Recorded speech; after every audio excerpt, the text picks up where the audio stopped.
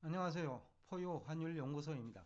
이번 시간에는 정권 전문가들이나 아니면 경제 전문가들이 금리 상승 국면에서 주가 지수가 상승한다라는 그런 논리를 전개하기 위해서 2014년부터 2018년까지 미국 금리 상승과 그리고 주가 지수 관계 차트를 가지고 설명을 많이 하죠.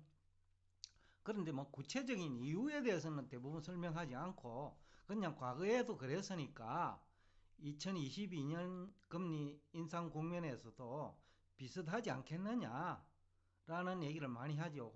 그래서 그 이유를 뭐 알아야 되니까 그래서 오늘 이 주제를 가지고 나왔습니다. 우선은 이제 한 6가지 이유를 가지고 설명이 되는데, 우량 기업은 대부분 금리 상승 폭보다 매출액 마진율이 높죠. 금리 겨우 뭐 2% 인상해봐야 뭐 1, 2년 동안에 그 마진율은 연 뭐 10% 넘는 기업이 미국에는 많거든요. 뭐 200개 이상 된다고 보는데, 그러니까 그건 문제될 것이 없다라는 거지. 우량 기업은요. 금리가 과거처럼 뭐 7%, 8%대 올라가는 것도 아니고, 금리가 요즘은 뭐 올려봐야 2% 되니까.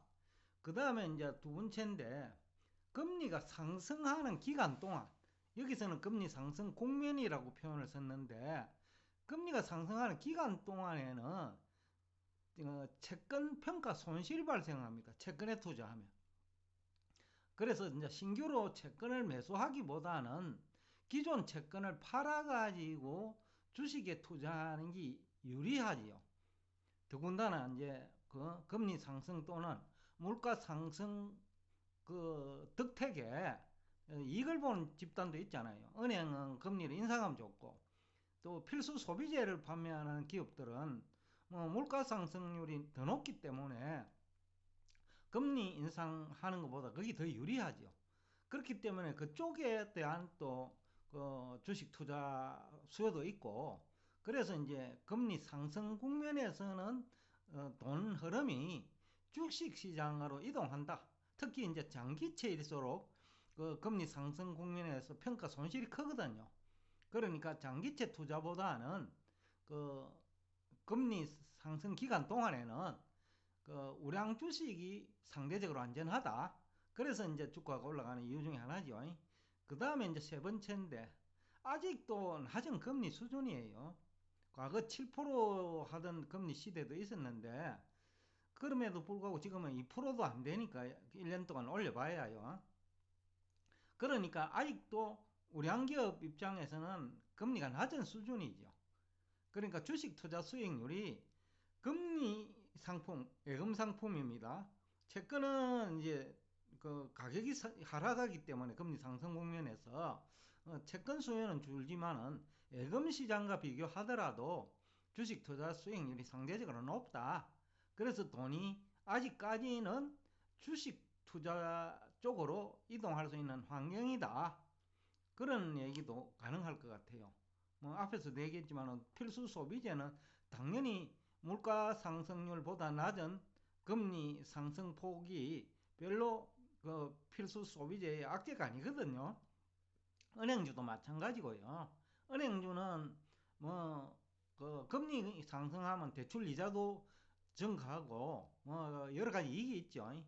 그 다음에 또 하나는 그 은행 입장에서 뭐 돈을 만지는 집단이니까 그 물가 연동 뭐 채권도 있고 여러 가지 그 채권도 물가 연동 채권은 문제가 없거든요. 그런 쪽에 투자도 할 수 있기 때문에 또 문제가 없고, 은행은 또 금리가 상승하면 채권 시장에서 은행채를 발행해 가지고 더 높은 대출 금리로 그 대출을 할 수 있거든요.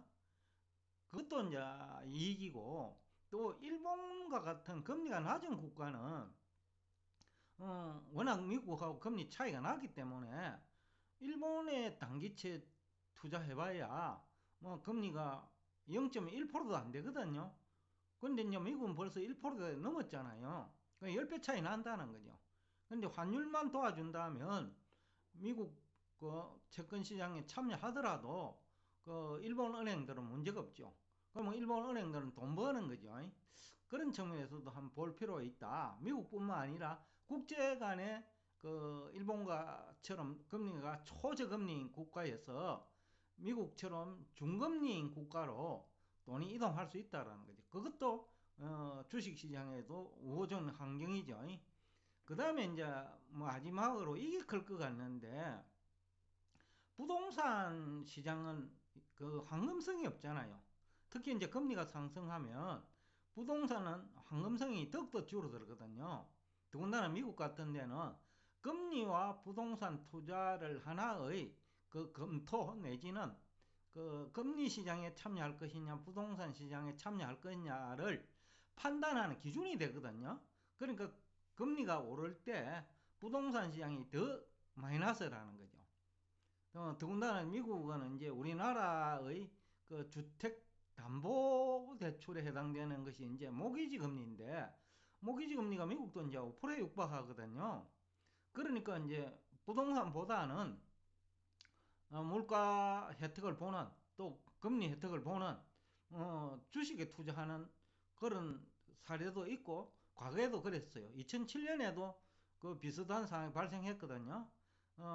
부동산 가격이 이제 그 하락하기 시작하니까 돈이 주식 시장에 한 6개월 이상 이동했어요.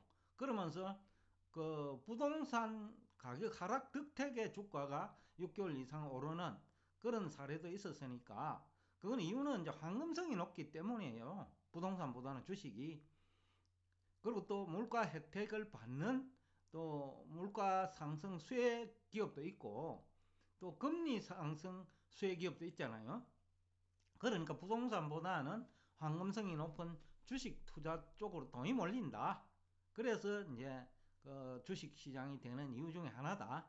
그래서 단순히 차트만 가지고 과거에 그랬으니까 원래도 그럴 것이다 라고 접근하는 것보다는 이런 이유까지 다 알고 주식 투자를 해야 언제쯤 또 빠져나올 수 있는지도 알 수 있거든요. 그러니까 금리가 더 이상 상승하지 못하면 채권 시장은 이제 안전한 시장이 되는 거죠.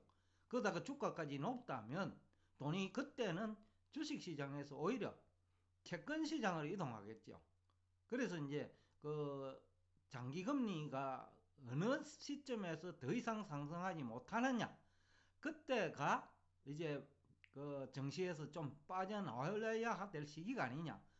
그러니까 양극화가 아주 심화되는 시기가 장기채 시장이 안정되는 그 시기가 이제 주식 시장에서 채권도 수익률이 높거든요. 10년물의 경우에는 만약에 0.25%만 그 뭡니까? 그 금리가 낮아져도 10년이니까 연 0.25%씩 하니까 2.5% 정도 수익이 가능하거든요. 더군다나 경기 불황기에는 뭐 연준이 업무 중에 하나가 또 경기를 살려야 되니까 고용 창출하고, 그러니까 금리 인하를 할 그 가능성도 높죠. 과거 그래 왔으니까요. 또 연준의 책임이기도 하고. 그래서 이제 그럴 때 금리를 1%만 만약에 인하를 하더라도 그 20년 그 10년물은 뭐 10% 수익이 나잖아요. 경기 불황기에 10% 수익은 크거든요. 그래서 이제 아마 금년에도 바로 그런 이유 때문에 그 금리가 연 2% 정도까지 올라갈 동안에는 단기금리가 부동산 시장에서 주식 시장으로 자금 이동하고 채권 시장에서 주식 시장으로 자금이 이동하는 그런 그 뭐 어떤 자산 시장의 성격 때문에 주가가 올라간다. 이렇게 여러분들이 이해하시면 향후 빠져나올 때도 이번 시간에 하는 이 얘기들을 가지고 여러분이 판단할 수 있지 않나 라는 생각에서 오늘 이 주제를 가지고 나왔습니다. 오늘도 끝까지 경청해 주셔서 대단히 감사합니다.